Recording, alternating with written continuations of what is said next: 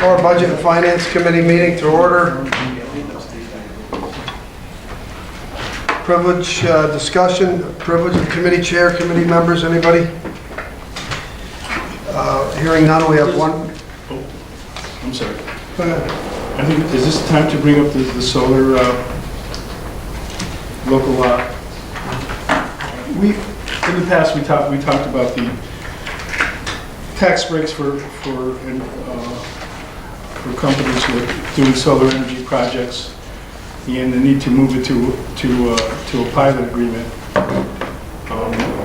so that we're not giving up significant tax revenue for the next however many years, 20 years or whatever. And in the past, we tried to reconcile companies that already had agreements in the works. And now we're to a point where we pretty much have this legislation squared away. I think one of the things that may be lacking, and I look for some help here, is that there may be an existing agreement in the city of Amsterdam with respect to a project that is underway. And so this legislation would have to be amended, in my view, so as to not affect them, because I believe that was the board's original intent, was not to impact companies that are, and entities that already have agreements. So, yes? Wasn't there a caveat in that if it was before a planning board at that time that it would remain exempt? Yes, and I think that at that time it wasn't, frankly, I just got this, and we're trying to get squared away here. Megan, can you help us out here a little bit? Of course. So when it would be effective and the projects that it would apply to would be, the language in this local law mirrors the language in real property tax law 487, which actually makes it a little more lenient than the previous version of this law. Because this is for, the real property tax law 487 defines any project under construction as a project that has a signed agreement with a with like a real, like National Grid or an entity like that, either a contract or a lease to go into the grid. So that's and previously it said anything that was before the planning board. So this should expand that a little bit and make it in line with what the state law is. I'm not sure what the status of the current projects are with Amsterdam, if they have that approval yet or not. Okay. Let me ask you, is this subject to amendment if this goes before the full board? You can amend it now. If to pass a local law, it has to be in its original format for 10 days prior to voting on it on your desks. So you just would need to make sure you have 10 days. Any amendments or changes you make, you have to give yourself 10 days before you pass it. Mm-hmm. I don't have accurate information with respect to. Yes, Matt? So I did speak with the mayor today and explained to him the language in the local law, being that under construction would mean a contract or a interconnection agreement with a utility. He believes that would satisfy the issues that we had with Amsterdam, and that they have those agreements in place. There is a meeting coming up with with Borrego, their solar company, I believe next week. But he did say to me today on the phone that if that is the language that's in our local law, that this legislation should not affect the projects in the city of Amsterdam. We'll double check that next week at his meeting, but quite frankly, after speaking with Ken, construction is underway, and I'd be very surprised if they didn't meet that threshold. So I feel fairly confident that this will not do any harm in its current form to the projects that are going on in the city that we're ongoing, that we discussed previously. would it behoove us in our resolution to list those projects that are going on so that there's no doubt? I don't believe so. My concern is the one in town of Florida. There's a project going. Yeah, that's part of the city projects. Is it? Is that we're talking about the Nadler Farm? No. Yeah, the Nadler project. No, the Long City Road project was part of the remainder of the city project. Okay. So, The Long City Road project is obviously up in the air based Right. on feedback from residents. well, how about the Nadler project? Is that going to be, The Nadler project, I believe, is tied to solution power. but would that be exempt? We don't, the issue we had, we tried to contact National Grid today because the way the county attorney is defining under construction is having an agreement in place with National Grid. That's information that National Grid, for whatever reason, can't share who they have these agreements in place with. So we don't know what companies actually have agreements. Now, keep in mind, there's a very large one that's proposed out in Canyon area, which is 1,000 acres. We were trying to decipher it based upon the county attorney's opinion. Do they have an agreement already in place with National Grid? Now, if they do, based upon the county attorney's opinion of what that means, then they would also be exempt for 15 years, and that's a 1,000-acre project. We can't get that information, so we don't know if they would fall under this law or not fall under this law. And you just can't obtain that information, you can't even boil it. Really? Bob? A couple things.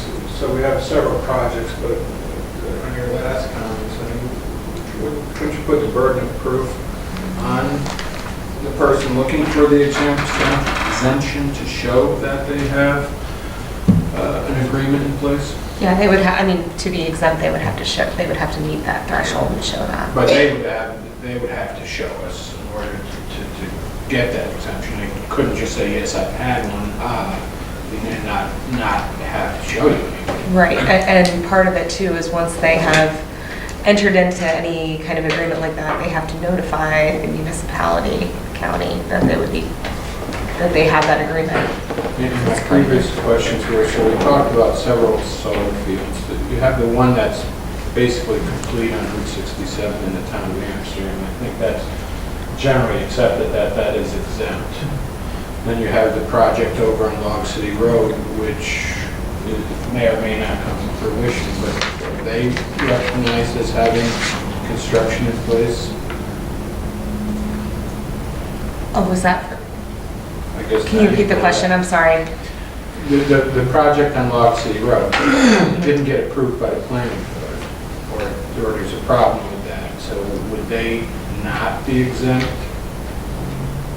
They would be exempt if they had an interconnection agreement. The exact language in 487, which defines construction, which is, but 487 is the law that gives us the ability to enter into this pilot agreement, which is why the definition of construction comes from 487 in the real property tax law. And it specifically says, construction shall be deemed to have begun upon the full execution, which means all parties have signed, of a contract or an interconnection agreement with a utility. Provided, however, if such contract requires a deposit to be made, then construction shall have been deemed to have begun when the contract or interconnection agreement is fully executed and the deposit is made. So, It's up to them to prove, at the time of application for the exemption, it'll be up to the, right, to prove that they met the threshold, right? right. And we could, one revision I would suggest to this local law under application of pilot schedule is adding that language in from 487, that the owner or developer of such system shall provide written notification to the county upon execution of the contract or the interconnection agreement, to make it clear that it's their duty to notify us when they have started construction. So I would It's recommend that. Ryan, I think. I was just going to ask that, just that last caveat that Megan brought up. So in the case of Canajoharie, if they, I mean, this doesn't provide a timeline in the state law, but in the case of any, if any have been executed, they should, according to this, have provided written notification to the town, village, or county, and/or county. So in that case, do we know, have we received a notification from any of the other farms? Well, I believe the town of Florida one has gone to the planning board, correct? The town of Florida one was, Borrego was back at the town of Florida board, last night, and they're still at the infancy, because they didn't even schedule a public hearing yet for So, that but the project. county hasn't been notified? In terms of, this is saying that once an interconnection agreement is, or contract is executed, the owner or developer needs to notify local jurisdictions. Have we been notified of the one that's in the city that's under actual construction? It's actually not in the city. I think there's an agreement for a project that's outside the city. But the city would be the beneficiary. There's only 3 projects, right? Yeah, And one of them is much more progressed. right. I guess that one in particular, since it's so far progressed, I would assume they have a contract with the utility. And by this law, they need to provide that Well, to the it's- jurisdiction. Local jurisdiction or jurisdictions, and since it's tax, every property in the county is taxed by the county, so at the very least, the county should receive notification of all executed contracts. So I guess my question is have we received any pursuant to the law? And that would just clear up who actually has them. Maybe we Well, could. I do know that the one on Log City went to the planning board for the county, but the county rejected it, I believe. That's not the that's not, I don't know. That's not what's defined in It's not the here. litmus test. No. Yeah, that's not. So the town Megan is? can- No, it's just contract with the utility. So if it was National Grid, so you might be able to have a contract with the utility and not even have to put an application in front of the planning board or anything. Yeah, and if you have that contract, you need to provide it to the jurisdictions. It doesn't assign a timeline, but it says shall provide written notification. Yeah, To the jurisdictions, I not hate the to beat planning a board. dead horse, Right, but jurisdiction. what comes first? The Chicken or the egg? Yeah, I would say the contract with the utility, because you're not going to apply for site plan approval unless you've been approved to sell the ballot. okay. All right? So just to recap, what we were looking to do initially was to capture this revenue, and this is certainly the time to do that. But we wanted to do it in a way that is fair to any of the entities who already have projects that have begun. And the definition of what begins the project, I think, is the problem here. And does this language satisfy that? That's if they have an agreement. It depends on it would be a case, I can't speak to the status of any of the projects, but what I can say is that this is the safest, if you want to do the local law, the safest way to do it is to use the language from the state law that enables us to pass a local law, to keep it consistent. It would be my recommendation as the more. So what do we need to do? Do we need to change this? The only change I would recommend is adding that language about notification It's in and the state law. adding in a statement that says, That's the paragraph. that the owner, developer, of the real property shall provide written notification by certified mail to the county. And you can say, I mean, if you want it to be the county executive, Department of Economic Development, you can say that in your local law too, what department you want the written notification to go to, upon execution of the contract or interconnection agreement. So I would like to add that. I think that would be good language. Yeah, you have to understand now, I don't have any agreements, and I'm not even secure in my knowledge of what those agreements are, let alone not having them. Yeah, in front I of don't me. know either. Okay, so I'm operating here from just those two principles, that we want to recapture the revenue and do no harm to anyone who already has a project in play. And if, I would like to make an amendment to the effect of what you just said. Okay. All right, can we get a sponsor in a second for the resolution? Okay, I'm moving the resolution. So Duke has sponsored the resolution. Can we sponsor it with that amendment, or should we do the amendment after we get a sponsor in a second?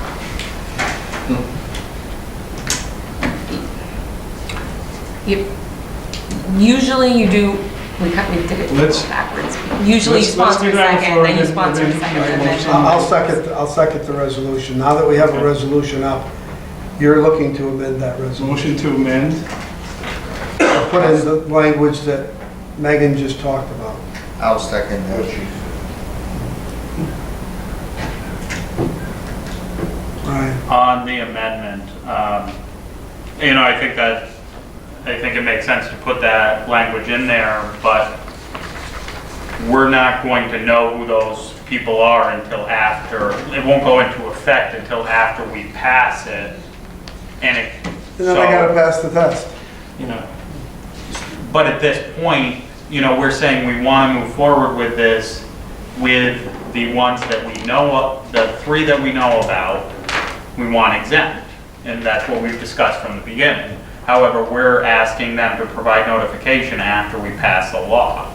So it doesn't really help us then, because if they don't have it, they're not exempt.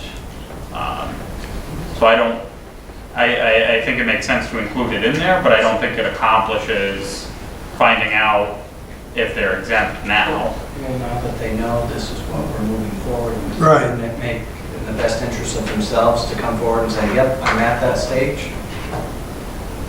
In the next 2 weeks before we adopt it, theoretically, but the law, But if the law isn't in place, it doesn't matter anyway whether they tell us. It's only Exactly. after we get the law in place. we that need they're to know gonna that come to us and now, say- not after the law's passed. So I don't know if, it's one developer, correct? Can we just reach out to? There's two, the one in Kansas area that we had a meeting with last week, was that they described the project, and they didn't tell us, whether. Can you make them, inform them of what we're doing here, and then they know that what we're doing, they need to, Ray was reading the paper, so they'll. If you can just bring this section of real property tax law to their attention and tell them if they have this to notify us. Yeah. And I did put out an email to Borrego today, that they're going to talk this afternoon. And if this gets passed tonight, it's going to go, and you're going to have 2 weeks. I guarantee we'll hear from everyone about where they are. And then at that time, you can make your. well, as Cheryl just reminded me, the local law is not gonna go in effect until it gets filed by the state anyway. And there's a backlog there too. So there's some wiggle Yes, room there. that's But a good I point. think at some point, we're going to have to pull the trigger on this and do it because, we're just kicking it. So my next question is, we have an amendment, which I think we're all good, sounds like we're good with moving forward. Do you want to specify in that amendment who notification should go to? I think it should go to the county executive. Can't we have 2? Can't we have economic development and the county executive? Shouldn't it go to the real property tax director? Put all 3 of them in Well, there. typically pilots go through economic development. But what's the harm in having 3 people, 3 entities? Why can't it be executive and not or, all 3? Because then it becomes a question of when it was received. After it's received, there's a 60-day timeframe that kicks in to respond. So if you have it going to 3 people, then it becomes a question of, I personally Who think it should go to the received it? executive's office because something in the future could go someplace else and the executive never know about it.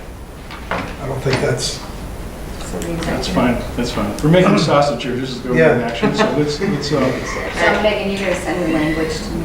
Yeah. so on the amendment, we have, we're okay with sending that on, and now on the resolution as amended. My only question is this resolution before or after the resolution we actually have tonight? How are you gonna number that? It doesn't matter to me, I just, Well, once you tell me to move it, it's gonna be numbered before the one. does it matter to you? Does No, that screw no, your system no, up? that's Okay. fine. So are we prepared to move that to the full legislature? Everybody good? Aye. Yep, okay. Next thing we have is a resolution approving abstract of audited claims. Needs a sponsor in a second. Joe, Bob, discussion? Hearing none, we move that to the full legislature. Okay, and the last thing we have under other, everyone, including the media, received this. As you're well aware, by September 25th, according to the charter, we have to file with the clerk Budget and Finance Report. We have another meeting on the 27th. We have another meeting on it, we're not filing it with you yet, we're not done. I guess my question is, when I wasn't at the meeting last week, a meeting was tentatively scheduled for the 22nd. I have a draft of what I think it should look like. If you want to work on that a little tonight or make some comments, I just think that, there's no resolution needed to submit this to the clerk, it's just us. If we're all sitting here tonight and we're good with this, we do it. I don't see the need for a meeting on the 22nd, which, by the way, hasn't been advertised yet. If you want to add something to this, I'm good with it. Question. And I think the report, I read through it quick, and I think that, satisfies, what the charter requires, but we are going to submit line item recommended amendments to the clerk. She's going to compile them in a single list. I believe it was last year we went through and we kind of did just an informal straw poll of each item, which was then compiled into a single resolution that was voted on. No, it's individual resolution last year. It was individual, the first year. Oh, okay.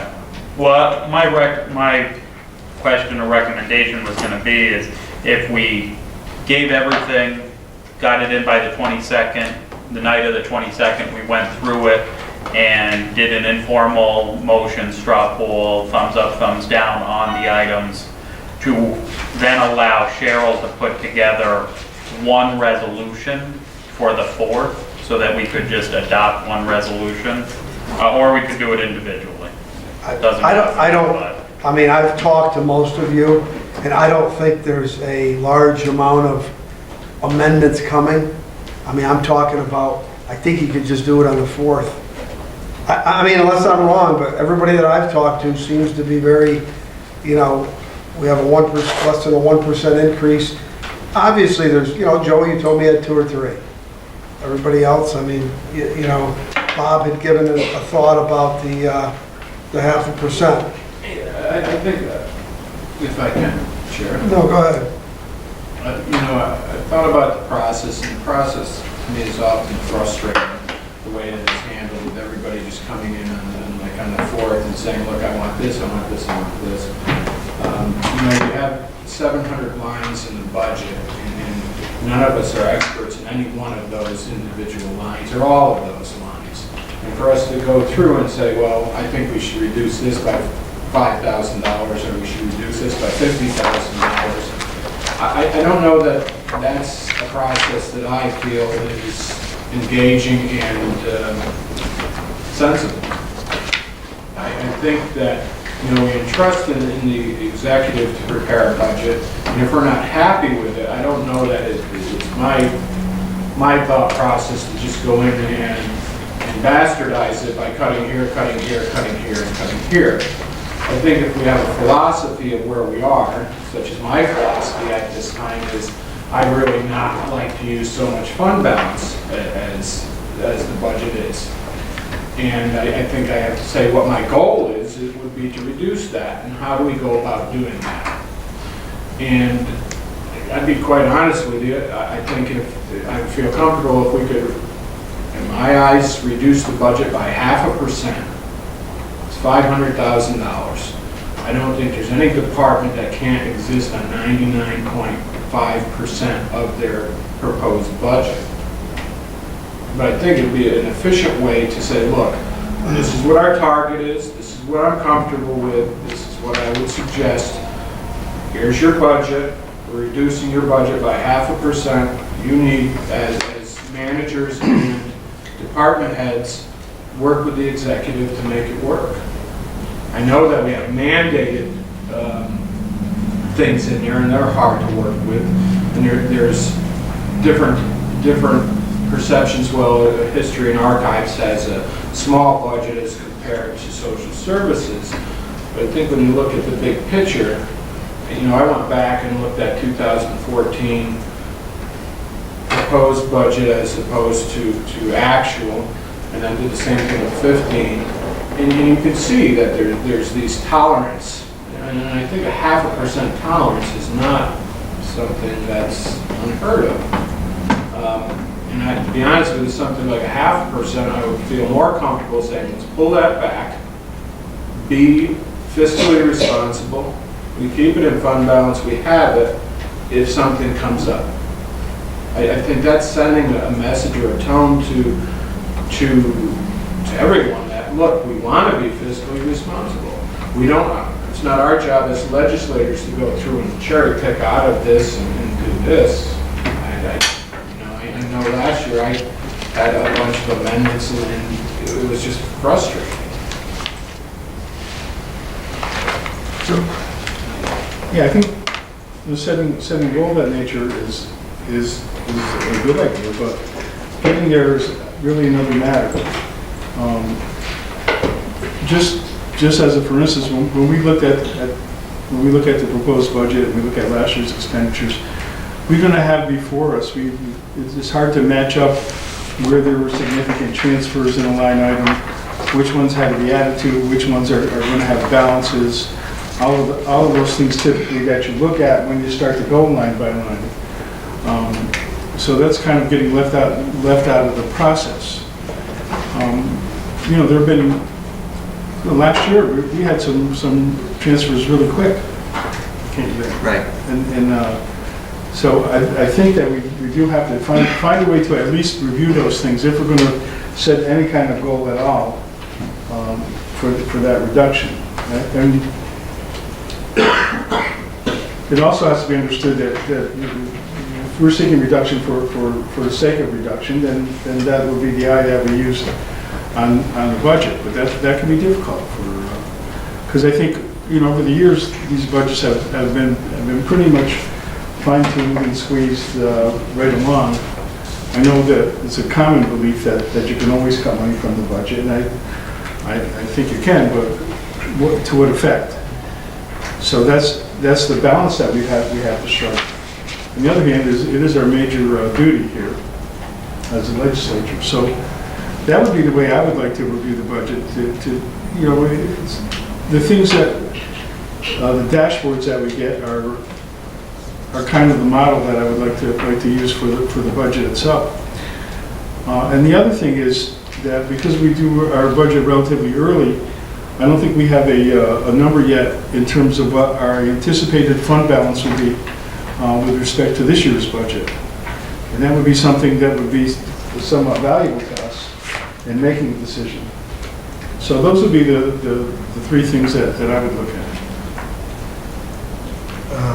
Before you go, Terry, Ryan had suggested something about for the 22nd meeting. Cheryl just said that if we were going to do something like that, she would have to have those types of changes by Thursday because of the NISAC conference next week. So I don't know if that'd be possible though. Terry?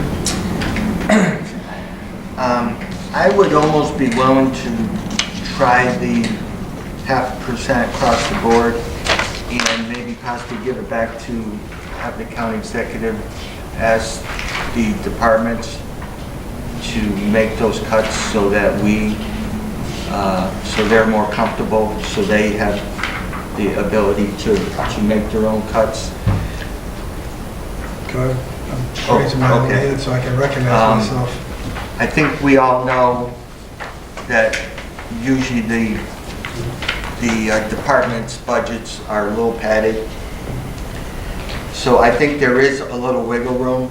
I'm sure the departments don't want me just randomly making cuts.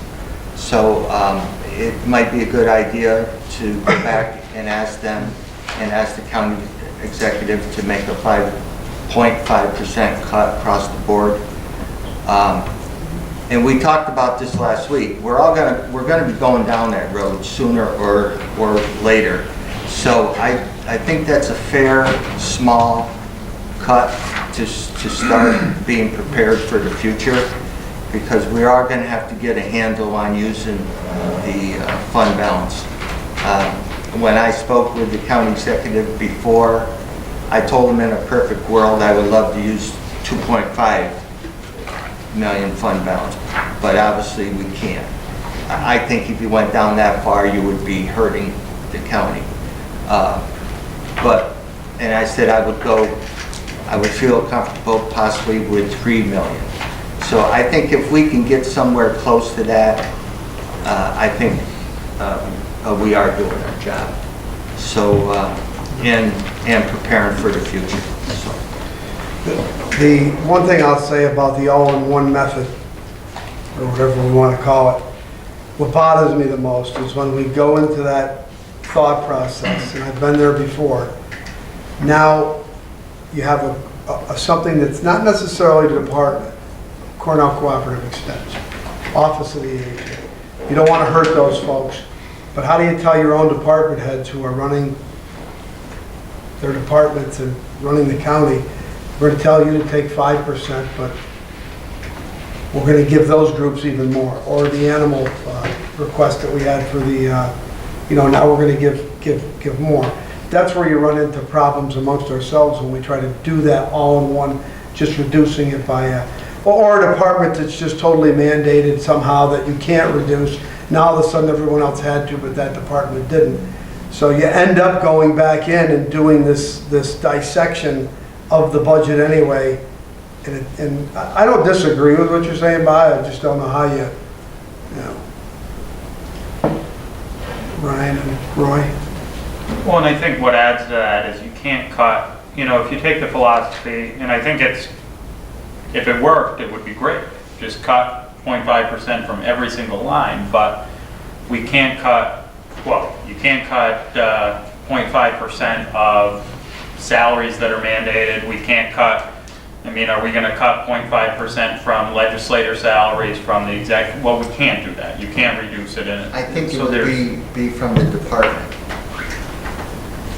Yeah, and I understand that, but if, there are, all of a sudden you go through the however many hundred lines there are in the budget, and then we're looking at mandated ones, maybe outside services, and in actual positions that we can't cut 0.5%. So then whatever lines are left, and it's about 10% of those lines. Your $400 tissue box line, all of a sudden now you need to cut that completely, and now you're hating your boss because you can't buy pencils and staples anymore. And I think that's the thing that's been frustrating the most with me as far as budgeting goes over the past couple of years is, you cut those small items, it doesn't really add up too quick, but it really, in my opinion, kills morale. When you're going to cut those little items, but the alternative is you cut the big items, which come in the form of positions, and I don't think anybody likes to do that either. The other reason I say what I say is because I had some legislators that have told me they want to add things back to the budget. 10,000 here, 15,000 here for different things. How do you do that? Now you just add it to what you have to cut. It's going to be hard, right? Well, I would I think a lot of people that carried away are scared or forced into saying, well, we need to use less fund balance. And the fund balance is actually, as Legislator Chessie pointed out last time, is taxpayer money that they paid in, and some believe overtaxed. And to go back to our first budget year where we were handed a budget, there was a dozen or more resolutions where we had to use fund balance to transfer. Now the executive has handed us what I feel is a very reasonable budget. Just because it's budgeted doesn't mean that we're going to be using all those funds. I feel that we as a legislature are budgeting correctly. We don't mid-year, we don't want transfers from the fund balance in, so if we go in and cut $500,000 from the fund balance, and then halfway through the year we have to add money back in, I feel it's defeating purpose of good budgeting or zero-sum budgeting, which I am a proponent of. So, I would agree with Legislator Patel would be nice to do that. I'm not sure that that's, you know, a great philosophy. And, you know, we raise our budget less than 1%. Every year, we generally don't use all the fund balance that's been budgeted, and I would hate to go through a process like that. What I would like to see is next year, if any or all of us are here, a budget that does, a process that does show us what was actually budgeted and what was actually used. I would like to go through a process where we didn't interview all the department heads until after we got the executive budget, because I think it's a process of futility to have these people come in and say things when the executive may go in and cut their budget in half. So why are we having to present something that's, now we have a budget, that's something for us to work on, and I'd like to, see that in next year's process. So those are my thoughts. Thank you. I kind of agree with what you just said about the department head, with the exception of, only because I knew through our communication that he had already had those deep communication with those department heads. So I knew that by the time your budget come out, Matt, those department heads were in line. Why you don't see a bunch of them in here tonight, which we wanted to afford them the opportunity, and we did, and they're not here, and they won't come next time because you've had those conversations. I don't believe you. If it would have been like things that have happened prior, I agree 100% with Roy. So I think we're having great conversations about the process, and that's important. And I think we are establishing a feeling or a philosophy between us of the things that are important. And I think that just part of this process, we need to identify certain things. Okay, what we feel comfortable with an ongoing fund balance, tracking the fund balance for the future, okay, and the tax, staying below the tax cap. I mean, you could probably have 3 or 4 priorities that can help us do that, but unless we have that discussion amongst us of what's important, we're not going to be able to see the picture. So just to provide some feedback on this discussion, really informally prior to the executive budget, I spoke with many of you, if not all of you, about where ultimately you'd like to see the budget, and that's speaking to what you're saying. I think for an executive to go into a budget knowing where his legislature wants him to be is a very important thing. But I think at this point, to say, because you're not saying to the departments cut 0.5%. Some of these departments already withstood hundreds of thousands of dollars of cuts, and to go back now and say, hey, give me another 0.5% after I've already said, hey, you're not going to get your overtime, but I'll give you your part-time position. I think if that process was in place earlier, so going into the executive budget, there was a clear direction from where the legislature on some of these overall parameters, then I could bust my butt to try to get to those parameters. But I think that information, however informal it was this year, it wouldn't hurt to have that more formally on the front end. So I say, okay, legislature really wants us to see it be at 3 1/4 this year. We're going to do everything we can to get there. If I don't get there, I'm going to come and explain why. But that'd be very helpful to have on the front. I told you I wanted you to use under 4. Yeah. And I told you I wanted it to be less than 1% And or we're going 2%. to was an So area I'm that happy. most people were comfortable with, or relatively comfortable. Duke and then Ryan. Yeah, I just want to add that the budgets that we're dealing with this year and the previous years, going back a few now, are quite different than budgets going back many years ago, prior to the tax cap. Once the tax cap was put in place, then this grind that we're talking about with respect to those individual line items, that's when that real impact hit. And it started getting more and more difficult really to make budgets, and that's why we're seeing use of the fund balance, and I do believe excess fund balance is excess taxation. But you do have to use it, and actually an unintended consequence of the tax cap is that really you have to bump up against it and come as close as possible from year to year, or else you handicap yourself in the next year going forward.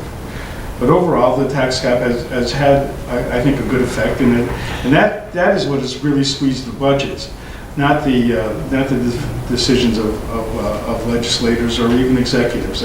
That's been forced upon us, and so especially with respect to discretionary spending. And so then you couple that with the increasing cost of services, every year the budget gets more and more difficult to make. You know, the easy years here are when gas is high and all those revenues are provided. Then the hard years are when gas is low.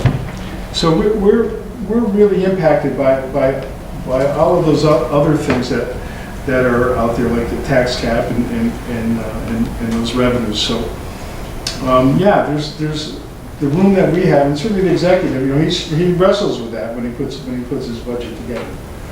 I can recall, you know, years ago myself that budgets got easier to make because we had less money to work with. So that forces you to prioritize really quickly.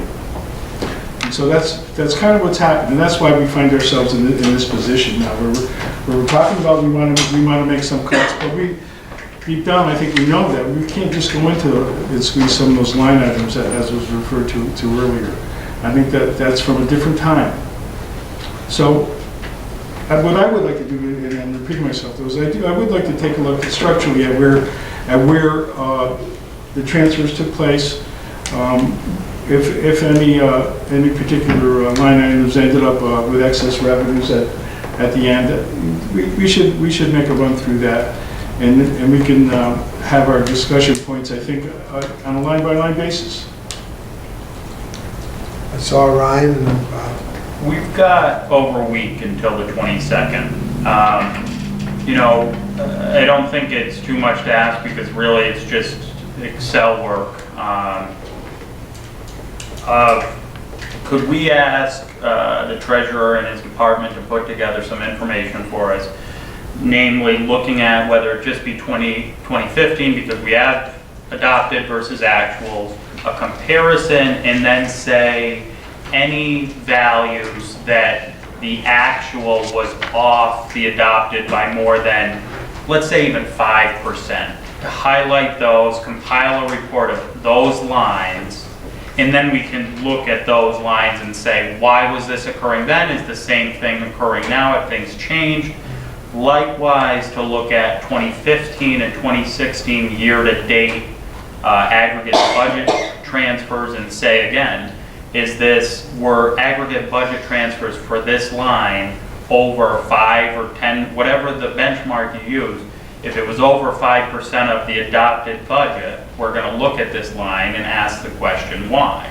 and see if maybe the executive's already looked at that and done that. Possibly. So if we had those, we're taking the however many hundred lines saying these are our problem children in years past. We're going to ask the executive what he feels on it, and frankly, I think if we had the information enough ahead of time to say, to have the department head here and say, okay, in 2015 you only expended 50% of this line, why?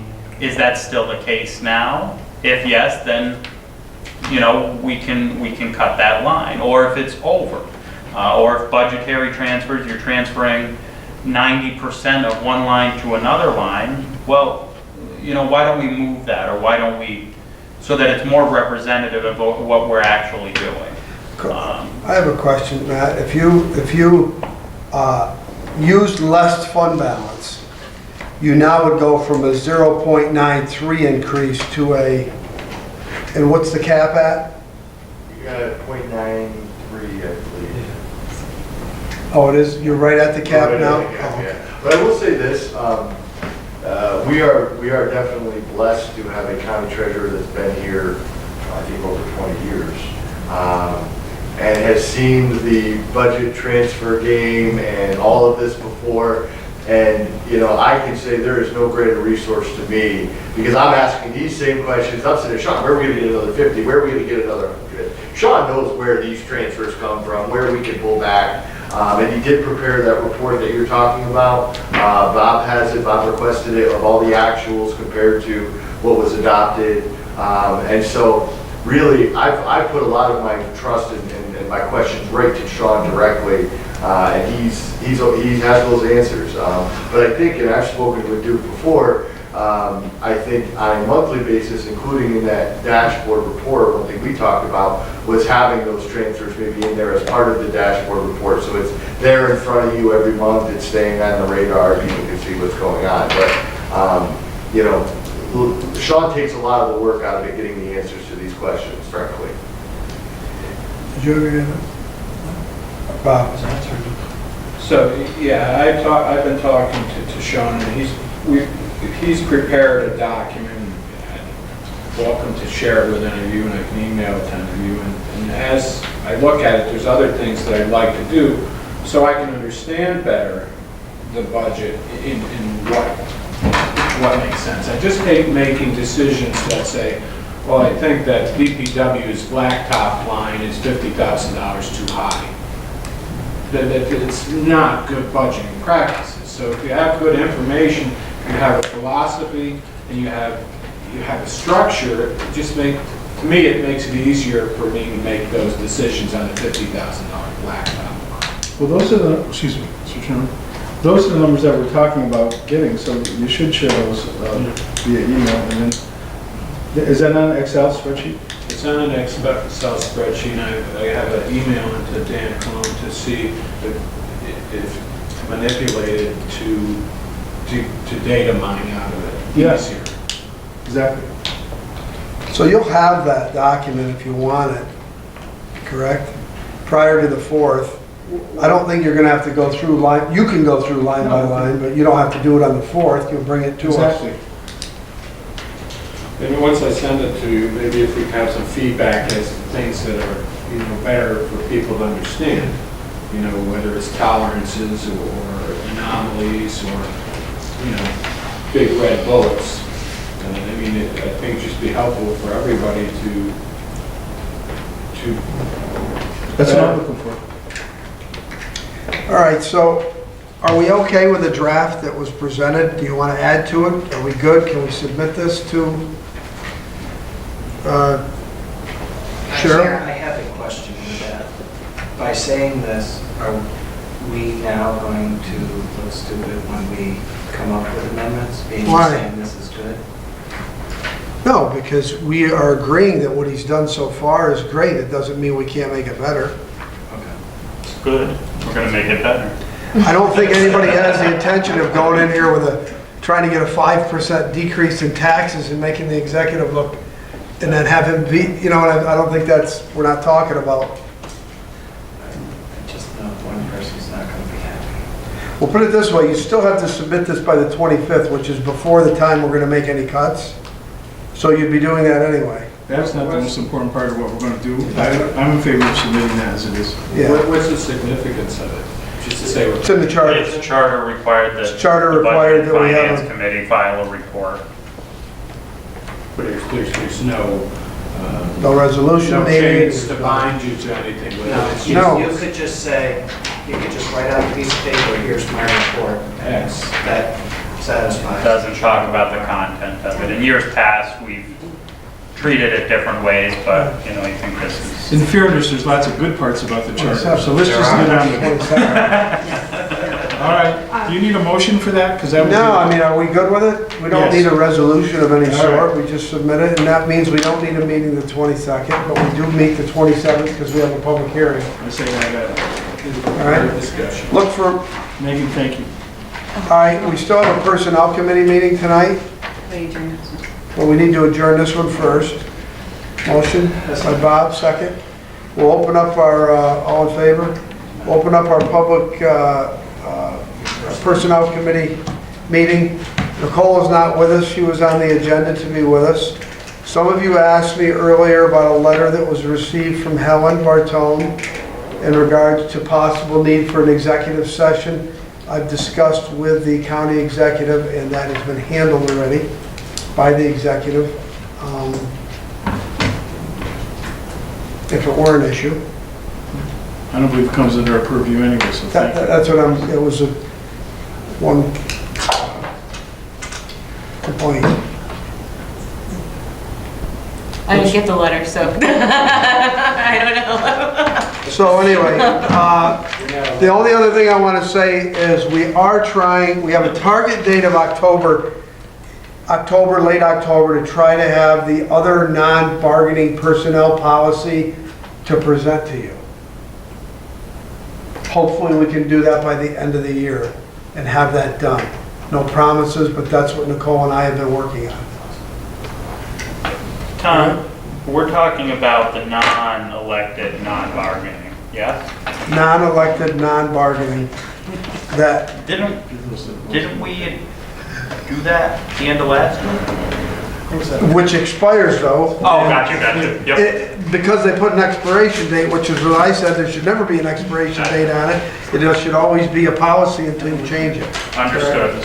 So we want to try to, all right, I have nothing else. Look for a motion to adjourn.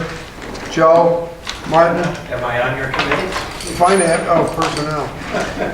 Yeah, I don't know. Pick somebody. All right? Cheryl will pick whoever she wants anyway.